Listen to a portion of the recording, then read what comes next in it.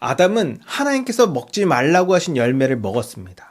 아담이 그 열매를 먹은 이유는 하나님의 말씀을 신뢰하지 못하고 뱀의 말을 믿었기 때문이에요.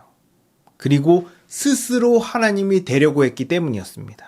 이처럼 죄는 하나님의 주되심을 거부하는 불신앙, 불순종이라고 할 수 있어요. 공의로우신 하나님은 그에 합당한 형벌을 내리십니다.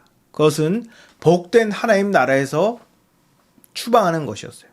이제 사람은 온전하게 하나님의 복을 누릴 수 없게 됐습니다. 해산의 고통을 겪게 될 거고 인류의 하나됨은 깨어지며 살기 위해 고된 노동을 해야 하고 자연은 사람을 적대적으로 대할 거예요. 이렇게 살다가 죽어 결국 흙으로 돌아갈 겁니다. 그러나 하나님은 그러한 사람에게 희망의 메시지, 구원의 메시지를 주셨어요. 만약 하나님께서 이러한 메시지를 주시지 않았다면 인류는 지금 당장 멸망하는 게 나았을 수 있습니다.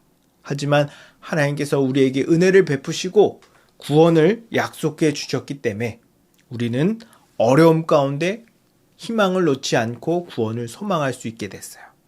과연 하나님은 아담에게 무슨 약속을 하셨을까?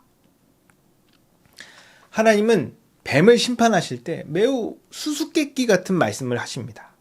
내가 너로 여자와 원수가 되게 하고 내 후손도 여자의 후손과 원수가 되게 하리니 여자의 후손은 네 머리를 상하게 할 거요 너는 그의 발꿈치를 상하게 할 것이니라. 다시 말하면 뱀과 여자가 원수가 될 건데 이 뱀의 후손과 여자의 후손도 서로 원수가 될 거다. 이렇게 서로 막 대적하다가 결국에는 이 여자의 후손이 뱀의 머리를 깨부술 거고 치명상을 입힌다는 거죠. 뱀은 이 여자의 후손의 발꿈치를 상하게 할 거다. 즉 치명상은 아니지만 상처를 입힐 거다라고 말합니다. 이게 무슨 말이죠? 구약시대의 사람들은 이 말이 무엇을 의미하는지 잘 몰랐을 겁니다. 그러나 다행인 건 이 내용이 부정적이지 않다는 거예요.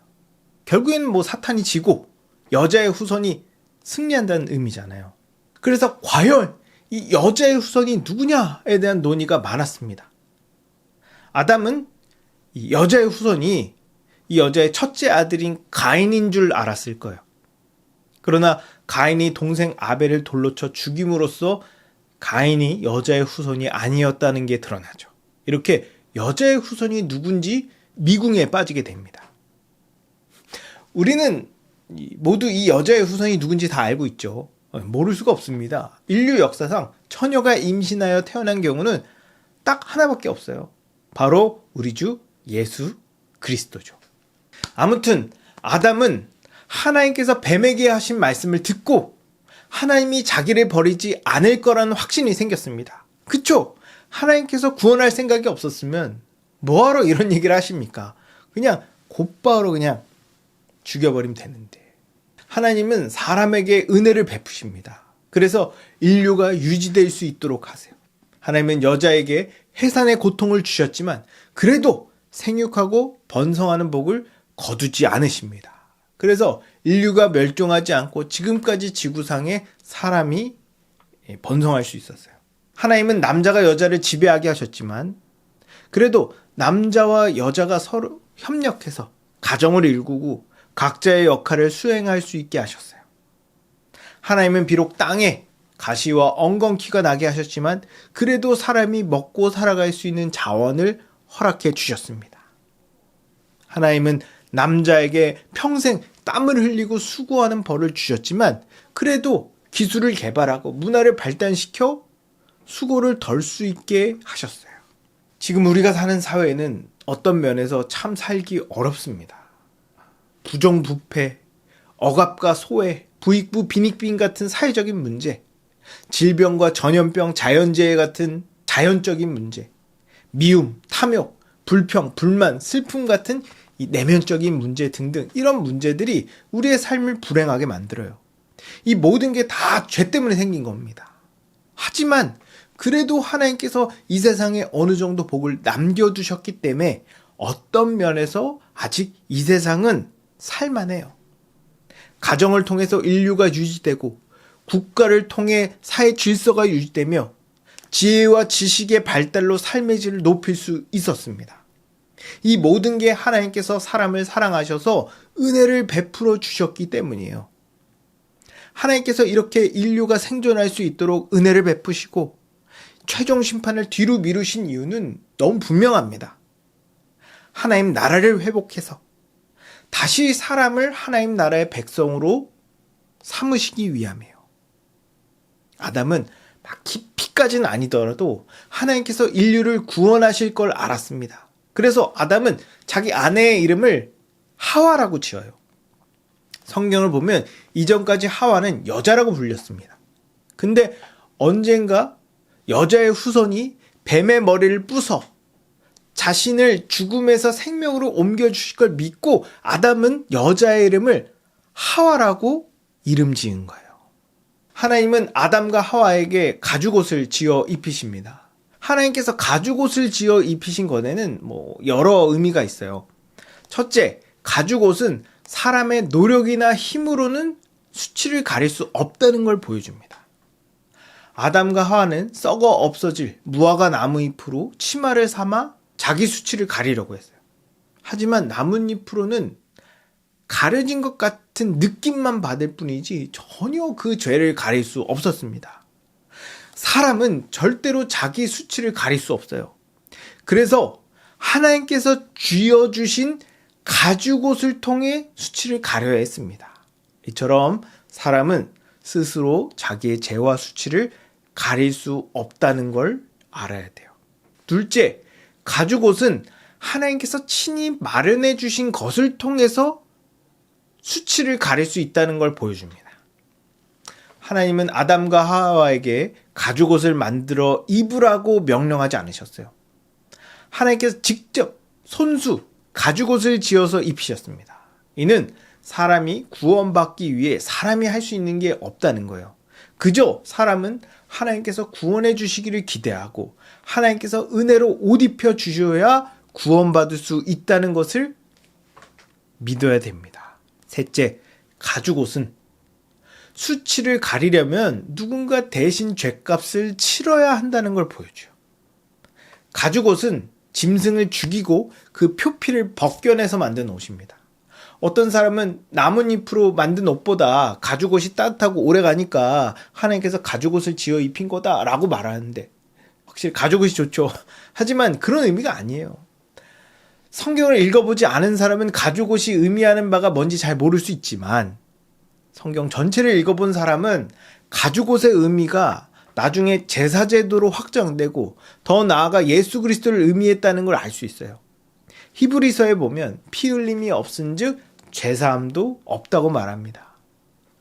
하나님께서 면으로 된 옷도 있고 실크로 된 옷도 있는데 굳이 동물의 가죽을 벗겨 옷으로 만든 건 죄를 가리기 위해서는 반드시 누군가 죄의 대가를 치러야 한다는 걸 알려주고 언젠가 누군가 인류를 대신해 죽을 걸 암시하신 거예요. 이렇게 하나님은 아담과 하와에게 가죽옷을 입히시고 에덴 동산에서 그들을 내보냅니다. 에덴 동산은 하나님 나라를 상징해요. 사람은 죄 때문에 하나님 나라에 쫓겨났습니다. 그러나 하나님은 언젠가 이들이 다시 하나님 나라에 들어올 것을 염두에 두셨어요. 그래서 하나님은 에덴 동산을 없애지 않으시고 천사에게 에덴 동산에 사람이 들어오지 못하도록 지키게 하십니다. 만약 다시 들어올 일이 없다면 굳이 지키려고 하실 필요가 없죠. 그냥 없애버리면 돼요. 근데 천사들을 시켜서 에덴 동산을 지키게 하신 건 훗날 이곳을 개방해서 다시 하나님 나라를 재건할 계획이 있다는 걸 암시하는 거예요. 이렇게 아담과 하와를 에덴 동산에 내보낸 이유, 하나님은 하나님 나라를 다시 회복하기 위하여 인류의 역사를 이끌어 가십니다. 많은 사람이 구약 성경을 이스라엘의 역사, 유대교의 경전이라고 생각하는데 이건 너무 좁은 관점으로 성경을 이해하고 있는 겁니다. 성경은 모든 인류의 역사를 다루고 있어요. 창세기 1장부터 11장까지 보면 인류의 기원과 인류가 어떻게 전 세계에 퍼졌고 다양한 문화와 언어를 구사하게 됐는지를 다루고 있어요.